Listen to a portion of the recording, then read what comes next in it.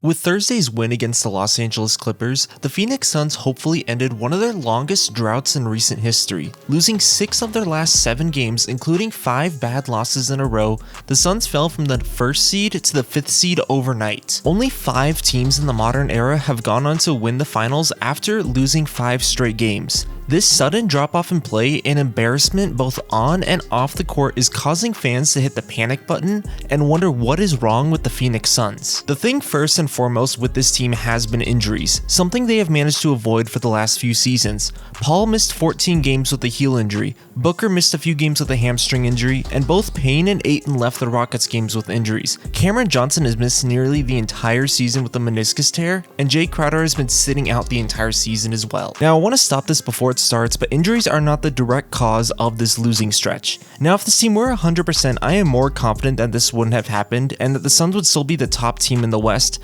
but this is bigger than a few injuries. Phoenix went 9-5 in games without Chris Paul and 10-5 in games without Cameron Johnson before dropping 5 in a row. When missing 2 key starters, Phoenix was still the best team in the Western Conference. So while injuries have had an impact, they are far from the only reason why Phoenix has found themselves in this rut. So let's take a look at the offense. These stats are not counting the Clippers game, and even though it was a win, it probably wouldn't have changed too much statistically, but whatever numbers up are on screen are the most up to date. Anyways, over the last 7 games, the Suns had an offensive rating of 113, just a few points below their total on the year, but still good for top 10 in the NBA over that stretch. Outside of their game against the Celtics and their second game against the Rockets, offensively they've still been performing at a high level, at least on the stat sheet. One thing we typically see when teams go on losing stretch is a drop off in their outside shooting, but for Phoenix this couldn't be farther from the truth. On the year they're already a top 7 3-point team, and during this team they shot better in terms of 3-point percentage as well as 3-pointers made. They did go 8 of 32 from 3 while adding in a season high in turnovers against the Celtics, but that was also negated by going 22 of 44 from 3 against the Pelicans. The turnover situation tells the same story. The Suns have been one of the best in the league when it comes to taking care of the ball, and even over this losing stretch they had the 4th least amount of turnovers in the last 7 games. They had one 18 turnover game against the Celtics, but meanwhile the Houston Rockets, a team that they lost to twice, average 18 turnovers a game. As far as the team goes, the offense themselves has been consistent. They put up over 110 points in 6 of the last 8 games, and as I mentioned earlier, statistically they've been playing well or even better compared to earlier in the season. However, their defense has been anything but consistent. During this 7-game stretch, their defense was the 3rd worst in the entire league with an offensive rating over 118, 6 points higher than their season average. And there have definitely been some issues, but nothing that I would call a major hole. Something that surprised me is that throughout the stretch, the Suns have still been in the top 10 in defending 3-pointers, meaning their opponents simply aren't just lighting it up from beyond the arc. But their defense everywhere else has struggled more. The Suns are top 5 for giving up the least amount of field goals made on the season, but as of recently, they gave up the 8th most in the league. Along with that, their rebounding has fallen off quite a bit to be one of the bottom 5 teams in the league. And maybe the biggest connecting issue in all these games has been their wing defense. In the last 6 losses, every team had a wing player score well above their season average.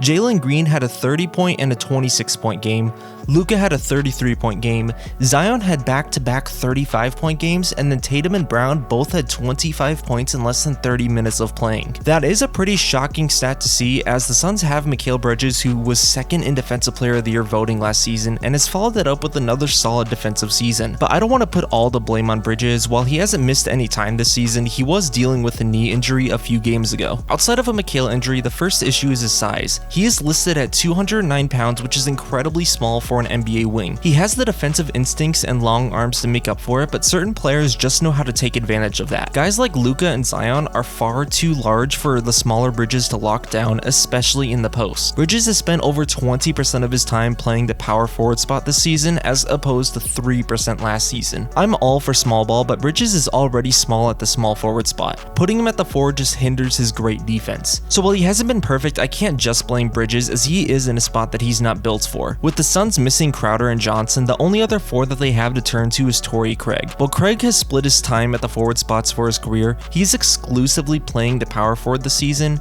and I like what he adds from a rebounding and from an offensive perspective, but he has not been playing nearly as high as a level defensively as he usually has. And like Bridges, Craig doesn't have the size to contend with someone like Zion. The last notable thing with Phoenix has just been how inconsistent their starters have been. Let's start off again with Bridges. Defensively, like I said, he has remained solid, but he's not in the most ideal spot to succeed. Offensively, overall, he's been having a better season. His scoring, rebounding, passing has all improved from the last season. He's doing great from 3 and great from the line. However, his overall efficiency is still not what I would expect. He had a 62% true shooting percentage last season, which was the best amongst all small forwards, but that has fallen to an average 57%. And this is thanks to a few horrendous performances he's had this season. 3 of 13 against Chicago, 2 of 12 versus Boston, and 4 of 24 against Houston are all incredibly out of character for him.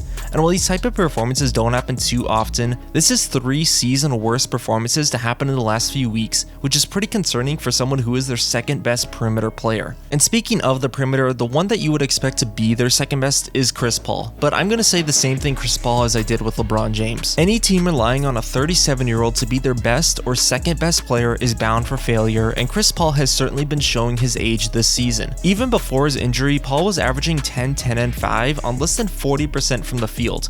I think he's done a bit better since coming back, but like Bridges, you can't rely on him as a number 2.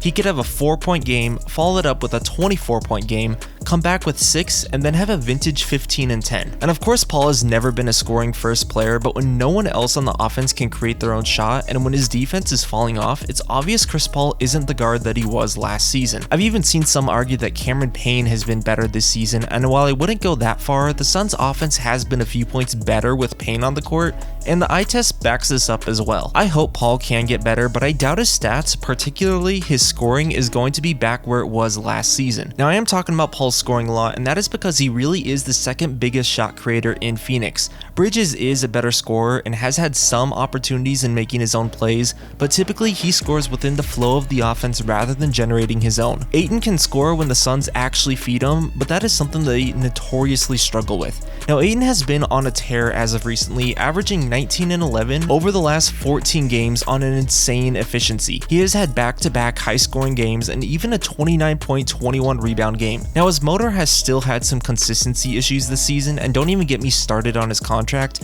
but he has had some very promising play in the last few weeks. But still, he's not a shot creator. No center not named Joel Embiid or Nikola Jokic is, and I don't think at this point in his career that he is going to be the number 2 guy that Phoenix was hoping for. However, his play has still showed that he has the ability to be a complementary piece in Phoenix. And real quick, we'll touch on Devin Booker. Booker has been having one of, if not the best season of his career, and he still may not make an all-star appearance. Don't fact check me, but his stretch of a 44-point, 51-point, 41-point game is the best of his entire career. And while his averages did drop off after that stretch, it appears that he already had a hamstring injury that was bothering him by then. Now, Book is right on the edge of what defines an NBA superstar, and in my opinion is still good enough to be the number 1 guy on a championship team, but he needs a contending piece to go along with him. Paul was that 2 years ago, but age has finally caught up to him.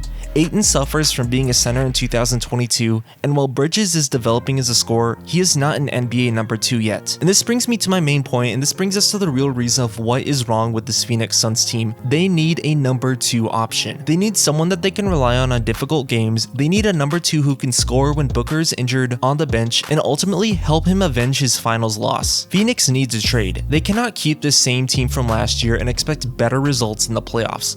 Ideally, they need another starting caliber forward. As much as I like Cameron Johnson, I don't think him coming back is going to put them over the top. And secondly, I'd like to see them bring in some sort of guard coming off the bench, someone who can run the offense, create for themselves, while not being a negative on defense. Payne has been putting up some good minutes, but he just isn't the playmaker or defender Phoenix needs. To solve this issue of a missing secondary option, Phoenix is probably going to look towards a team that will be selling at the deadline, teams like Chicago, maybe Miami, Indiana, Minnesota, or Washington, maybe big sellers come trade deadline. Phoenix has been connected to guys like Jared Vanderbilt, Julius Randle, or Kyle Kuzma. All those trades have their own benefits and drawbacks deserving of its own video, but Phoenix has revealed a lot of issues in the last few weeks. While injuries hurt them, inconsistent starter play, their defense, and their lack of a secondary option was the kryptonite the Suns showed off in the last few games. Mind you, this is still an incredibly good team. Even after losing 6 of their last 8 games, they're still top 10 in offense and defense with the 5th best net rating. But when we compare them to the 2 big contenders everyone sees right now, I don't see them on the same plane as the Boston Celtics and Milwaukee $50. Regardless of who they bring in, these last 2 weeks are clear evidence that the Suns need someone else, and I expect that they will be making moves come trade deadline. Thursday's win against the Clippers may be a sign that the Suns are on a better track, and while it is a long 82-game season, this sort of a slump can show which teams will be competing in June and which ones will be watching the finals from home.